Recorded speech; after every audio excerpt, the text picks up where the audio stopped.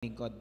Sa oras po nito mga kapatid, inaanyayahan ko po kayong makinig sa mabuting balita ng Panginoon at hahanguin po natin ito sa Ebanghelyo ayon kay San Marcos, Kabanata 10, talata 2 hanggang 12. May ilang pariseyong gustong subukin si Jesus, kaya't lumapit sila at nagtanong, "Naaayon po ba sa kautusan na hiwalayan ng lalaki ang kanyang asawa?" Sumagot siya, "Ano bang utos ni Moises sa inyo?" Sumagot naman sila, "Ipinahintulot po ni Moises na ang lalaki ay gumawa ng kasulatan ng paghihiwalay bago niya hiwalayan at palayasin ang kanyang asawa." Ngunit sinabi ni Jesus, "Ginawa ni Moises ang utos na iyon dahil sa katigasan ng iyong ulo. Subalit simula pa nang likhain ng Diyos ang sanlibutan, nilalang niya ang tao na lalaki at babae. Dahil dito ay iiwan ng lalaki ang kanyang ama at ina. Magsasama sila ng kanyang asawa at ang dalawa'y magiging isa. Hindi na sila dalawa, kundi iisa. Ang pinagsama ng Diyos ay huwag paghiwalayin ng tao." Pagdating sa bahay, ang mga alagad naman ang nagtanong kay Jesus tungkol sa bagay na ito.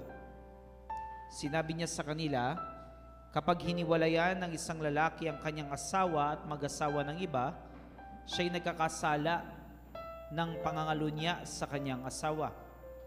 Gayon din naman, ang babaeng humiwalay sa kanyang asawa at mag-asawa ng iba ay nagkakasala rin ng pangangalunya." Mga kapatid, ang mabuting balita ng ating kaligtasan. Blessed be the Lord God Almighty. At maaari na po kayo makaupo sa presensya po ng ating Panginoon at salamat po sa music ministry. Once again po, good evening po sa lahat po na nakikinig sa Himpilang Pinagpala, ang DWXI. Ngayon din po sa mga nanonood ngayon via YouTube channel po, magandang gabi po. Siyempre po sa ating minamahal na punong lingkod, Brother Mike Z. Velarde, kay Sister Belen at sa buong Velarde family, sa pangunguna po ni Brother Michael M. Velarde, magandang gabi po. Sa inyo pong lahat ng mga nandirito, magandang gabi po. At ako po ay nagulat, tayo po ay maraming kaluluwa. Salamat sa Diyos. Salamat sa Diyos. Ayan, salamat sa Diyos. Okay, so tayo po ay magninilay, sumaglit sa mabuting balita ng Panginoon. Sabi mo sa iyong katabi, kapatid, handa ka na bang kumain ng matigas na pagkain? Ano pong sagot? Amen. Alam niyo ho mga kapatid, sa lengguwahe ng El Shaddai, pag sinabi pong matigas na pagkain, ibig sabihin yan, medyo mabigat na aral. So, medyo sensitibo ang ating pag-uusapan. At para po sa inyong kaalaman, ito po ang ebanghelyo natin ngayon, ito po yung ebanghelyo sa darating na linggo. So para magkaroon na ho tayo ng ideya, more or less sa homily ng magiging pariho natin sa linggo. Taas po ang kamay ng may asawa. Okay ho, salamat po. Single. Sino po mga single? Okay. Sino ho mga balo? Meron ho ba? Okay. Mga bala, meron ho? Okay, yan. Mga balo, mga mahal ng Diyos po yan. Sino ho may plano pang mag-asawa? Meron ho ba? Okay. Para may isa ho dito, lahat tinaasan ng kamay. May asawa, taas. Balo, taas. May plano mag-asawa, taas. Hallelujah. Okay. Di po ako magtatanong kung may hiwalay. Okay? Kasi pribado ho yun sa inyo eh. So, we respect everyone's privacy. Pero for the sake of this gospel, again, we know kung sino tayo, kung ano yung estado natin sa harap ng Panginoon. Alam niyo po, sa psychology, kapag ang isang tao ay nakakaranas ng isang traumatic experience, trauma, sabihin niyo po trauma. So gets niyo ho yan, trauma. Kapag ang isang tao daw po ay nakakaranas ng trauma, may dalawang bagay na pwedeng mangyari. Una, positibo. Sa papaanong paraan? Na yung taong nakaranas ng trauma, sa kanyang pagkaedad, gagawin po ang lahat ng kanyang makakaya para yung ibang mga tao hindi maranasan yung naranasan niyang trauma. Nasusundan niyo po ako? So yun po ang una. Pangalawa po, negatibo. So papaano naman yon? Na ako, sa aking pagkaedad, gusto ko, hindi lang ako ang miserable ang buhay. Gusto ko kayo rin, miserable rin ang buhay nyo. So yun po yung dalawa na pwedeng maging bunga ng trauma. Positibo o negatibo. Now ngayon, mga kapatid, maging sa mga nakikinig po ngayon o nanonood, hindi po natin ide-deny na mayroong mga hiwalay sa asawa. Kasi kapag tayo po ay nag-deny na may hiwalay, hindi tayo namumuhay sa katotohanan. Yan ang realidad eh. May mga Katolikong hiwalay sa asawa, may mga taga-El Shaddai na hiwalay sa asawa. So, yan po yung realidad. No? At maaaring desisyon natin, maaari ding naipit tayo sa sitwasyon, maaaring hindi natin ginusto, mismong circumstansya na ang nag-lead para sa hiwalayan. May iba't ibang kwento ang bawat isa. Pero isa po ang totoo, may ganyang mga kwento ng hiwalayan. Merong nakipaghiwalay kasi binubugbog ng asawa. Merong nakipaghiwalay kasi dependent sa substance yung asawa, etc., etc. So yung po muna ang malinaw na ating pong pagkaisahan. Totoong may ganyang hiwalayan. Pero tandaan niyo po ito mga kapatid. Hindi po porket hiwalay na tayo sa asawa, tapos na ang mundo. Hindi pa po tapos ang basketball. Ibig sabihin, may pag-asa pa ho. No? May pag-asa pa, mayroon pa tayong magagawa para po maituwid natin kung mayroon man tayong naging pagkukulang sa nakaraan. At ang Diyos, maski patay, binubuhay. Kaya maski ang mga pusong namatay dahil sa kirot, pwede ring buhayin ng Diyos. Tandaan niyo po, ang ating Diyos ay hindi nagpapahiwalay. Ang ating Diyos ay Diyos na nakikipagkaisa. Amen po? So, sasabihin ko lamang po yung kaunti nating nalalaman tungkol sa bagay na ito. Okay? Ang diborsyo ay isang verdict ng korte na kung saan may kasal na nangyari, may bisa yung kasal, pero tineterminate na. No? Pinawawalang bisa na. Dahil sa maraming rason na hindi magkasundo na yung dalawang partido. So may kasal na nangyari, pero pinawawalang bisa na nung korte. So mga kapatid, uulitin ko po, ang konteksto natin ngayon, walang diborsyo sa Pilipinas. Hindi ko sasabihin wala pa, kasi ayaw kong dumating. Walang diborsyo sa Pilipinas. Dalangin kong maibasura yan sa Senado. So, yun po ang konteksto natin. Pero pinag-uusapan natin kasi niluluto sa Senado. Okay? So, yun po yung diborsyo. So, why is the church against divorce? Number 1, laban ang simbahan sa diborsyo sapagkat may solusyon na naman para sa mga kaso ng hindi magkasundong asawa. Ulitin ko po, bakit laban ang simbahan sa diborsyo? Kasi mayroon na namang available na solusyon para sa mga mag-asawang nagkakaproblema. Susundan niyo po ako? May solusyon eh. So, bakit mo pa ipagpipilitan yung diborsyo? Meron na nga. Okay? So, dalawang bagay ang solusyon sa mga mag-asawang di magkasundo? Dalawa. Una, annulment. Pangalawa, legal separation. So magbigay po ako ng kaunti. Again, di po ako abogado. Yung kaunti lang po nalalaman natin.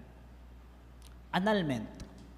Pag sinabi pong annulment, hahanapan ng rason or ground ng isang abogadong pari, canon lawyer, ang isang relasyon para kapag nakita nila yon, patutunayan nilang walang naging kasal mula pa sa simula.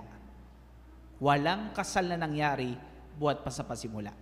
Oo, may seremonyang nangyari, pero may elementong present sa relasyon ninyo na wala talagang bisa yung kasal. Kaya pinatutunayan sa annulment. Bigyan ko po kayo ng ilang halimbawa. Halimbawa, shotgun marriage. Anong ibig sabihin mo ng shotgun marriage? Nagpakasal kasi pwedeng may nakatutok na shotgun. Sa madaling sabi, napilitan. Kasi may physical harm na maaaring mangyari. Okay? Pinakasalan ko lang yan kasi pag di ko yan pinakasalan, papatayin ako ng tatay. Yon. Yun po yung isang ground for annulment. Bakit yun naging ground for annulment? Simple lang ho. Sapagkat wala pong bisa ang kasal kapag may isang napipilitan. Wala hong bisa yun pag ganun. Kaya nga tinatanong yan paulit-ulit ng pari. Ikaw ba ay pumunta rito ng kusang loob? Mahalaga yung kusang loob. Kasi once na may coercion, mayroong pamimilit na nangyari, yun ay isang ground for annulment. So, for example, hindi kayo magkasundo dahil ganito, ganyan, pwede kayong mag-apply ng annulment kung may ground. So, yun po yung unang solusyon. Sabihin niyo po, may solusyon na. So, yun po yung number 1, annulment. Okay? At ang annulment, yan po ay may basbas ng simbahan ho yan. May nambubugbog. Legally, sineseparate. O kaya, yun nga, dependent sa substance yung isang partido. So, para maiwasan ang pambubugbog, so ang korte magsasabing, okay, you are legally separated. So, kayo ay mag-asawa pa din, pero magkahiwalay kayo ng bahay. At mayroong pong certain perimeter na hindi ka pwedeng lumagpas doon. Kasi pag lumagpas ka, pwede kang kasuhan. Para hindi ka mabugbog ulit ng asawa. So, ulitin ko po. Yun po yung isang solusyon. Kayo'y binubugbog, so pwede kang magano ng legal separation, pero kasal pa rin kayo. Yun nga lang, magkahiwalay kayo ng bahay. Mga kapatid ko ay Kristo, bakit ko to sinasabi po sa inyo? Kasi madalas sa mga proponent at supporters ng diborsyo, ang lagi nilang ipinopronta yung mga binubugbog ng asawa. Yan ang lagi nilang pinopront. Kawawa naman yung mga binubugbog ng asawa, yung mga nakapag-asawa ng dependent sa drugs, etc. So yun yung kanilang pinopront. So ulitin ko po, meron ng solusyon. Legal separation. O kaya, annulment. Okay? So sabihin niyo po sa inyong katabi, may solusyon. So may solusyon na. So ang tanong, bakit ipinagpipilitan pa ang diborsyo? Bakit pa pinagpipilitan? Okay, ngayon, para mas madali niyo po maunawaan yung aking pong punto, may illustration ho ako sa inyo. Problem. Sabihin niyo po problem. Ano ang problem? Mataas ang kuryente. Okay, mataas ang kuryente, problem. May solusyon ho ba sa mataas na kuryente? Okay, meron.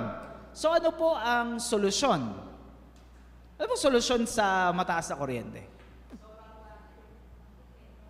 Una, magtipid. Yun po ang unang solusyon. Talagang bababa ang kuryente. Hindi ka mag-e-electric pan, kahit maalinsangan, hindi ka mag-e-aircon, hindi ka manonood kay Tanggol, hindi ka gagamit ng appliances. O kung gumamit ka man, minimal lang. Talagang bababa ang kuryente mo doon. So anong solusyon sa mataas na kuryente? Magtipid. Meron pa po bang solusyon? Meron pa. Yung sinasabi ni brother. Pangalawa, solar panel ka. Solar energy. Solar energy. So kapag ikaw nag-solar panel ka, solar energy, bababa talaga ang iyong kuryente over the long term. Over the long term. Now ngayon, mga kapatid ko ay Kristo, meron yung butas. Sabihin niyo po, butas. May butas po yung dalawang solusyon. Ano yung butas ng pagtitipid? Nagtitipid ka na nga, brother, gagastos ka pa. Ano ang butas ng pagtitipid? Wala kang magamit na appliances. No? Nagtitipid ka nga, hindi ka naman makapag-stay sa bahay mo dahil di ka nag-electric pan. Hindi mo ma-enjoy ang buhay kasi nga wala kang magamit na appliances. So yun ang butas. Mababa nga kuryente mo, wala ka namang magamit na appliances. So yun ang number 1 na butas. Pangalawang butas doon sa solar. Ano po ang butas dyan? Mahal. Maglalabas po kayo ng puhunan dyan. Sa una. Kaya ko po sinabi yung murang kuryente over the long term. Kasi maglalabas ka muna ng malaking puhunan eh. Pero solusyon yon.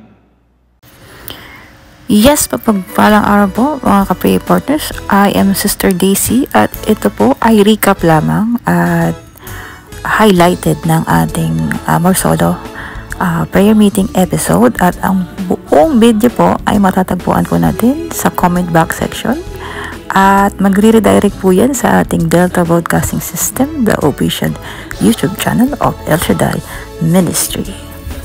At ang ating pong gawain ay patuloy na nag-aanyaya sa mga gusto pong makaranas ng mga himala at pagpapala.